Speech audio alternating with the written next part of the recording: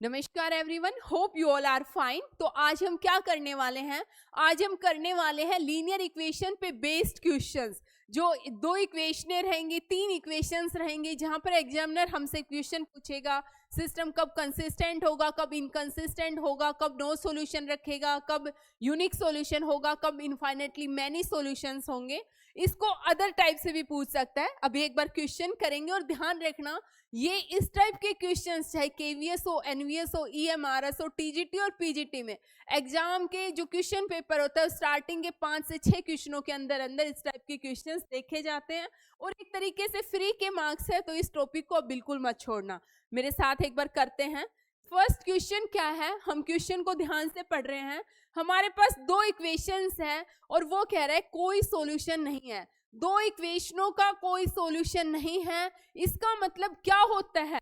देखिए, जैसे ये हमारे पास ग्राफ है, एक्स एक्सिस है, वाई एक्सिस है, वो कह रहा है इन दोनों का कोई सॉल्यूशन नहीं है। इसका मतलब ये दोनों लाइनें पैरेलल हैं जो कभी भी मिलेगी नहीं, क्योंकि जब तक दो लाइनें मिलेंगे नहीं तो सॉल्यूशन तो एग्जिस्ट ही नहीं करेगा। भाई जहां पर दो लाइनें आपस में मीट करेगी, एक पॉइंट पर, दो पॉइंट पर, वहीं पर ही तो सॉल्यूशन एग्जिस्ट करेगा। इसका मतलब क्या हुआ? जब नो सॉल्यूशन है, इसका मतलब क्या हुआ? लाइंस क्या है? पैरेलल है। और पैरेलल की कंडीशन क्या होती थी? a1 by b2 equal to b1 by b2 not equal to c1 by c2। ये कब होती थी? जब लाइंस आर पैरेलल। ध्यान रखना, ठीक है। तो यहां पर जब हम कंडीशन लेते हैं तो k by 12, 3 by k और not equal to k minus 3 by k। ध्यान रखना, ये इधर है, नो इक्वल टू के इधर, तो ये वाला कांस्टेंट भी इधर ही होना चाहिए, ये नहीं ये इधर होगा। फिर कंपैरिजन करोगे तो आपका आंसर गलत आएगा। समझ में आया? अगर कांस्टेंट इधर लिया है अपने राइट हैंड साइड तो राइट में ही दोनों कांस्टेंट होने चाहिए। तीन है तो तीनों होने चाहिए। लेफ्ट में आपकी इक्वेशंस जो वेरिएबल है वो होनी चाहिए। अगर ये राइट में है तो फिर वो भी राइट में, ये लेफ्ट में है तो वो भी लेफ्ट में। कंपैरिजन करते हुए ध्यान रखना, जो दो यूनिट्स है, जो इक्वेशंस है वो सेम होनी चाहिए। ये नहीं कि एक इधर और एक इधर, ठीक है। अब यहाँ पर देखिए, पहले दो पार्ट को लेते हैं। के स्क्वायर मेरा 36 आता है, यहाँ से k equal to plus minus 6 आता है। जब मैं 3 by k not equal to k minus 3 by k लेती हूँ, 3 k not equal to k minus k square minus 3 क्या आता है? यहाँ से 0 not equal to k square minus 6 k, ये 3 के इधर चला गया, 0 not equal to k common ले लिया, k माइनस 6, दैट 0 नॉट इक्वल टू के और k नॉट इक्वल टू 6। हमारे दो ऑप्शन ही आते हैं कि k ना तो 0 के बराबर है और ना ही k 6 के बराबर है। इधर से देखते हैं k 6 है, इधर से देखते हैं k not equal to k equal to minus 6 है। इधर है k equal to not equal to 0, k not equal to 6। इसका मतलब जब हम इनको कंबाइन करते हैं तो k 6 के बराबर तो नहीं हो सकता। इसका मतलब k इक्वल टू माइनस 6 पर जो दो इक्वेशंस है इनका कोई भी सॉल्यूशन एग्जिस्ट नहीं करता। अब ये चीज ध्यान से देखना, ये कह रहा है 0 के बराबर भी नहीं है, k 6 के बराबर भी नहीं है, तो k किसके बराबर है? माइनस 6। इसलिए दोनों ऑप्शंस है। अगर आपने इस चीज को नहीं समझा तो गलती हो जाएगी।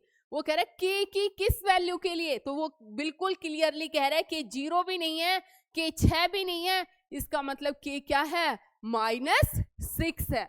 नेक्स्ट क्वेश्चन देखिए, दो कह रहा है मैनी सॉल्यूशंस है। दो लाइनें हैं और वो दोनों लाइनें मैनी सॉल्यूशंस रखती है। मैनी सॉल्यूशंस रखने का मतलब हुआ कि उनके पॉइंट, हर पॉइंट कोइंसाइड करते हैं। इसका मतलब ये एक लाइन है और दूसरी लाइन के पॉइंट भी इसी पर ही लाई करेंगे, मतलब दूसरी लाइन भी इधर ही इसी डायरेक्शन में ही पॉइंटों को सारों को कोइंसाइड करवाएगी। अब वो कह रहा है मैनी सॉल्यूशंस है। बिल्कुल मैनी सॉल्यूशंस होंगे, क्योंकि एक लाइन की जब हम पढ़ते थे तो ये पढ़ते थे माइनस इन्फिनिटी से प्लस इन्फिनिटी। कभी पढ़ा हो, रे क्या होती थी? एक साइड से फिक्स होती थी, एक साइड से इनफाइनाइट डिस्टेंस। लाइन सेगमेंट क्या होता था? दो पॉइंटों के बीच का डिस्टेंस, है ना, दोनों साइड से फिक्स हो जाता था। और लाइन क्या होती थी? जो दोनों साइड वेरी करती रहती थी, इधर माइनस इन्फिनिटी, उधर प्लस इन्फिनिटी। लाइन की जो रेंज होती है वो माइनस इन्फिनिटी से प्लस इन्फिनिटी के इन बिटवीन क्या करती है? वेरी करती है। जो जो क्वेश्चंस देखो यूज होंगे, मैं टॉपिक वाइज आपको समझाती हुई रहूंगी। ये नहीं है कि बहुत एक्स्ट्रा एक्सप्लेनेशन है, ये चीजें हमें पता होनी चाहिए कि लाइन, ये लाइन होती है, ये रे होती है, ये लाइन सेगमेंट रहता है, ठीक है। तो अब इसके बाद हमें ये पता चल गया कि इनफाइनाइट मैनली सॉल्यूशंस का मतलब हमें पता चला कि दोनों लाइनें क्या करेगी, उनके हर पॉइंट कोइंसाइड करेंगे या लाइनें कोइंसिडेंट रहेगी, होगी ना लाइनें कोइंसिडेंट। अब इसकी क्या कंडीशन थी कि हर point a1 by a2, b1 by b2 equal to क्या रहेगा, c1 by c2, मतलब 1 by a minus b, 2 by a plus b, 1 by a plus b minus 2, a plus b equal to 2 a minus b, और यहां से हमारा आएगा 2a minus a, और ये माइनस 2b इधर चला गया, a इक्वल टू 3b, इधर से देखिए 2a plus b minus 2 equal to a plus b, यहाँ से 2a plus b, a plus b बचेगा, और इधर 4, 3b plus b equal to 4, 4b equal to 4, b equal to 1, तो a क्या आएगा 3। a और b की वैल्यू समझ में आई, क्या आएगी 3,1। समझ में आया। नेक्स्ट क्वेश्चन देखिए, नेक्स्ट पे वो क्या कहना चाह रहा है, वो कह रहा है कि हमारे पास दो पेयर ऑफ इक्वेशन है, यूनिक सॉल्यूशन है। यूनिक सॉल्यूशन का मतलब क्या हुआ, यहां से यूनिक सॉल्यूशन का मतलब हमें पता चला कि हमारी लाइनें, ये हमारी लाइन है, कोई इधर से गई, ये सिर्फ एक पॉइंट पर मीट करेगी, और जो ये पॉइंट के कोऑर्डिनेट होंगे a, b, ये इस दोनों इक्वेशनों को क्या करेंगे, सेटिस्फाई करेंगे। समझ में आया कि यूनिक सॉल्यूशन का मतलब है दो लाइनें कहीं से भी आ रही हो, वो किसी एक पॉइंट पर आकर क्या करेगी, कट करेगी या इंटरसेक्टिंग होगी। क्या करेगी, इंटरसेक्टिंग होगी। अब यहाँ पर ये भी समझ लो, यूनिक सॉल्यूशन होने का मतलब लाइंस क्या है, इंटरसेक्टिंग है। तो यहाँ से देखिए इंटरसेक्टिंग की क्या कंडीशन होती थी, a1 by a2 not equal to b1 by b2। a1 क्या है 2, b1 a2 क्या है p 3, ये क्या है -6, -12 equal to 3p, that implies p not equal to -4। तो इसका मतलब क्या हुआ, लाइनें हैं तो पूरी रियल नंबर में से किसको माइनस कर दो, -4 को। वो कह रहा है p -4 के बराबर नहीं हो सकता, तो यूनिक सॉल्यूशन किसके लिए रखेगी, पूरे रियल नंबर में से किसको माइनस कर दो, -4 को। उसके लिए जो सेटिस्फाई नहीं कर रहा, जिसके लिए नॉट इक्वल टू है, उसको क्या कर देना है, हटा देना है, उसके लिए वो सॉल्यूशन एग्जिस्ट नहीं करेगा। समझ में आया। नेक्स्ट में देखिए, नेक्स्ट में क्या कह रहा है वो, solution of system of equation satisfy कर रहा है 2x + 3y एंड 2x, इसका वो कह रहा है हमारे पास दो लाइनें, एक लाइन ये है, एक ये लाइन ये है। जो ये लाइन है, इनका जो सॉल्यूशन आएगा, कहने का मतलब इनसे जो x और y की वैल्यू आएगी वो इस इक्वेशन, स्ट्रेट लाइन की इक्वेशन y = mx + c, ये एक स्ट्रेट लाइन की इक्वेशन होती है स्लोप इंटरसेप्ट फॉर्म में। किसकी इक्वेशन होती है, y = mx + c, किसकी इक्वेशन होती है, इक्वेशन ऑफ स्ट्रेट लाइन, किसके अंदर, स्लोप इंटरसेप्ट फॉर्म, किसके अंदर, स्लोप इंटरसेप्ट फॉर्म। ध्यान रखना इसको, स्लोप इंटरसेप्ट फॉर्म, ठीक है। तो ये हमारे पास है। तो यहां से देखिए 2x + 3y = 11। जब वो कहे ना ये, इसका मतलब इसका सॉल्यूशन निकालो, अब जल्दी से सॉल्यूशन निकाला, माइनस प्लस प्लस, आप डायरेक्ट भी निकाल सकते हैं, अभी बताती हूं मैं कैसे निकालें। यहाँ पे 7y = 25 आया, y = 25/7 आएगा। समझ में आया, y = क्या आएगा, 25/7। जब y की वैल्यू यहाँ पर पुट करती हूँ 2x + 3, y की जगह 25/7 = 11, 2x = 77 - 75/2 7, ये आएगा 2/7। क्या आएगा, 2/7। अब वो कह रहा है इनसे जो सॉल्यूशन आया वो इस इक्वेशन की लाइन को क्या करेगा, सेटिस्फाई करेगा। इसका मतलब यहाँ पर y की जगह रखिए, क्या रखेंगे, देखो 2/7 आया तो x आएगा 1/7, तो y की जगह 25/7 7, m, x की जगह 1/7 प्लस 3, यहाँ से आएगा 4/7 equal to m/7, that implies m equal to 4. शायद नन ऑफ दीज है, एक बार चेक कर लेना कहीं कोई मिस्टेक ना हो. 2x प्लस 3y, देखो 2/7 3y की जगह 75 सही है. ठीक है, अब मुझे पता चल गया. कैसे पता चला? मैंने ये देखा क्या जो x की वैल्यू 1/7 2/7 75 यहाँ पर क्या आएगा 7, ऐड करेंगे 70/7 और 11 ही आ रहा है. इसका मतलब ये सॉल्यूशन एग्जिस्ट कर रहा है. हमने जो निकाला वो बिल्कुल सही है. ठीक है, नेक्स्ट क्वेश्चन देखिए.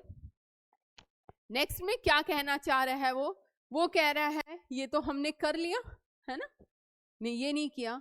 वो क्या कह रहा था, सेम वही क्वेश्चन है, ये शायद रिपीट हो गया मुझसे. y equal to mx plus 3 है, यहाँ पर है 2x plus 3y equal to 11 है, 2x minus 4y equal to minus 24 है, y equal to mx plus 3 है. m की वैल्यू ही निकालनी है तो 2x plus 3y equal to 11 आएगा, 2x minus 4y equal to minus 24 आएगा, माइनस प्लस प्लस ये 7y आएगा और यहाँ से y इक्वल टू 5 आएगा. जैसे ही y इक्वल टू 5 आया, यहाँ उसके बाद 2x प्लस 15 इक्वल टू 11 आया, 2x इक्वल टू माइनस 4 आया, x इक्वल टू माइनस 2 आया. x और y वो कह रहा है इनका जो सॉल्यूशन है वो इस इक्वेशन को सेटिस्फाई करेगा. इसका मतलब y की जगह 5, m की x की जगह minus 2m plus 3, 2 equal to minus 2m, m equal to minus 1 इस इक्वेशन को क्या करेगा, सेटिस्फाई करेगा. समझ में आया? m की जगह क्या आएगा यहाँ पर -1. नेक्स्ट क्वेश्चन देखिए.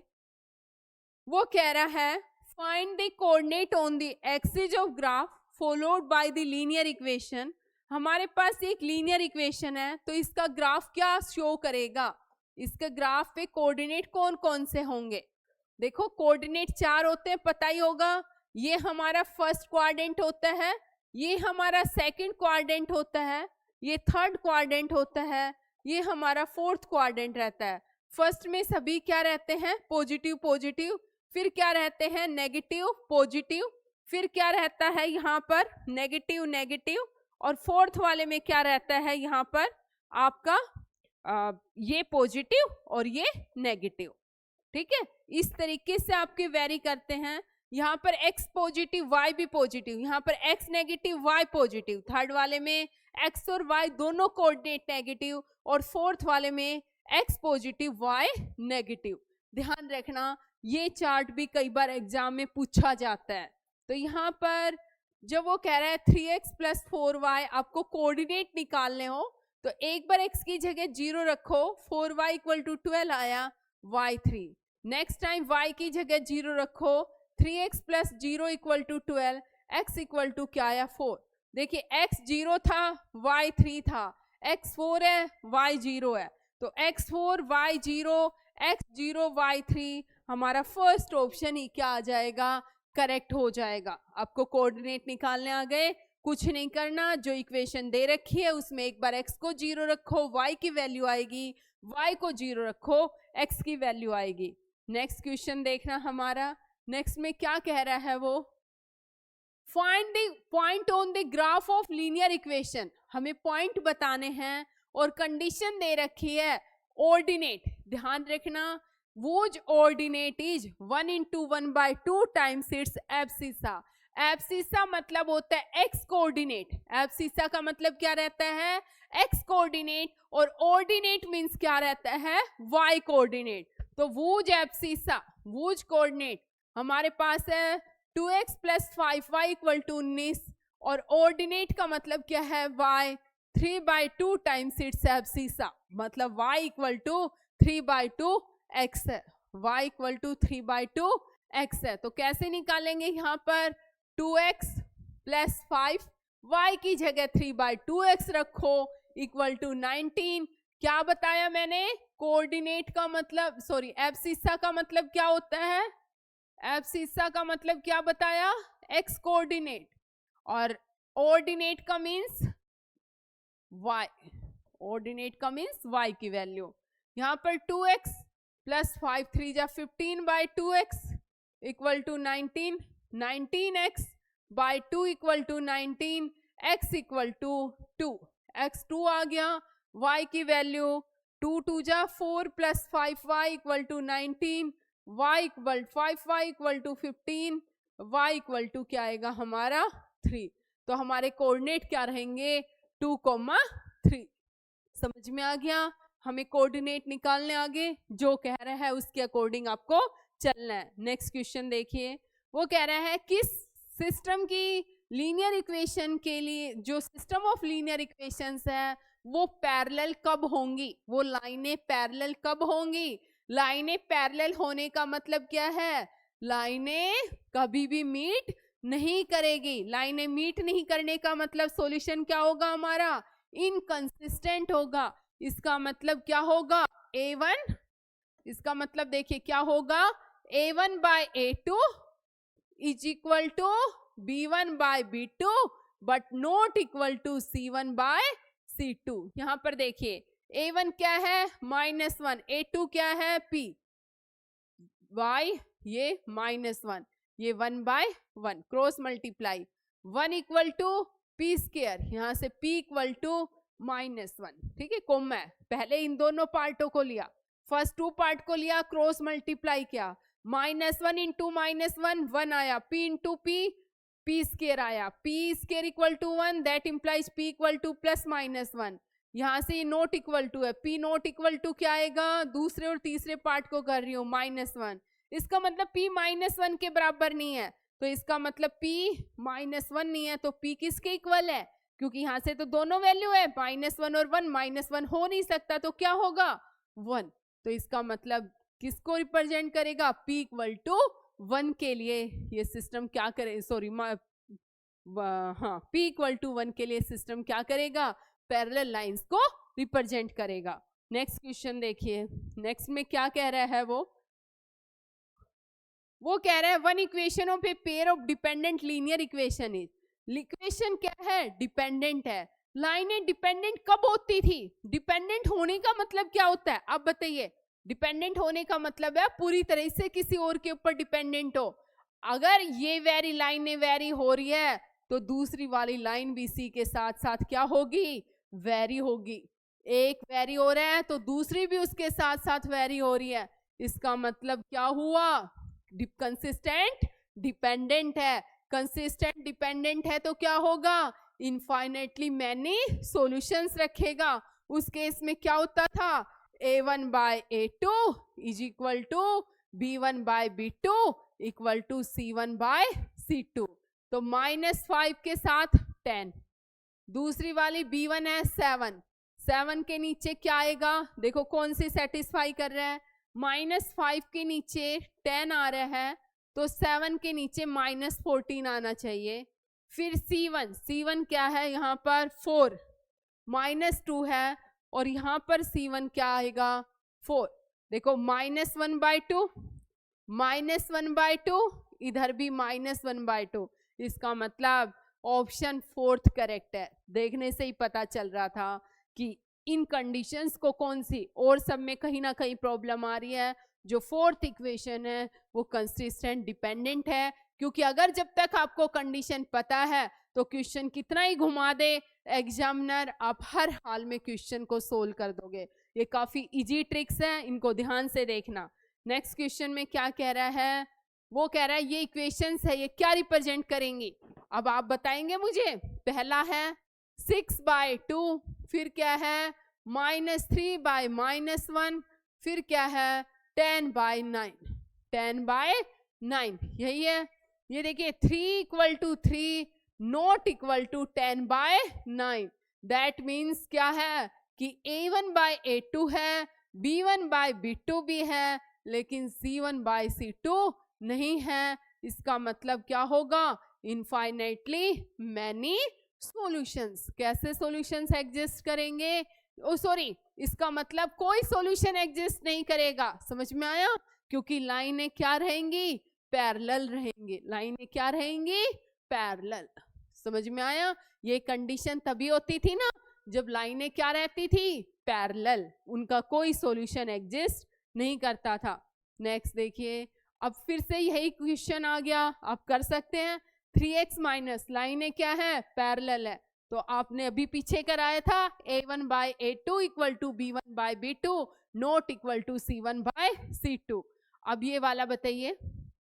नेक्स्ट, इसका इस वाले क्वेश्चन का आंसर मुझे कमेंट में बताएंगे, आप करेंगे मेरे साथ साथ। मैं आपको पहले बता रही हूँ, मैं टीजीटी और पीजीटी का बहुत अच्छे से जो क्वेश्चंस एग्जाम में हर आते हैं मोस्टली वही क्वेश्चनों के थ्रू ही मैं सारा सिलेबस कवर करा दूंगी। लेकिन प्लीज वीडियो को भी तो थोड़ा प्यार दो ना। अब ना कोई कमेंट करते हो, मुझे ऐसा लगता है कोई देखता ही नहीं है, मैं इतनी देर यहाँ पे बोलती हूँ। पहले पावर पॉइंट पर कॉलेज से टाइम मिलते ही प्रेजेंटेशन बनाती हूँ, फिर उसके बाद यहाँ पर कराती हूँ, लेकिन उसके बाद भी आप लोगों का कोई रिस्पॉन्स ही नहीं रहता। तो मैं भी सोचती हूँ कि किस लिए वीडियो बना रही हूँ इतनी सारी।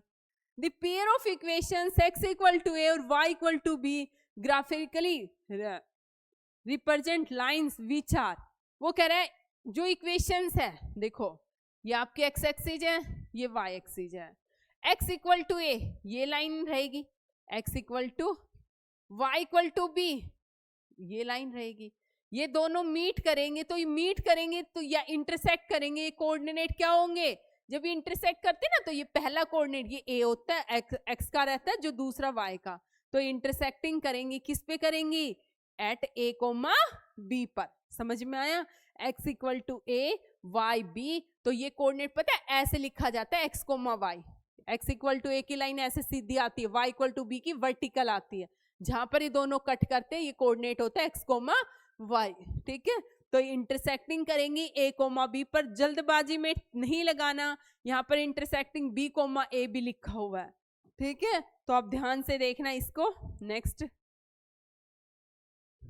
हाँ यही थे। अब आगे मैं कल और कराती हूँ, देखती हूँ इस वीडियो का क्या रिप्लाई रहता है आप लोगों का। तो आज के लिए धन्यवाद। ठीक है।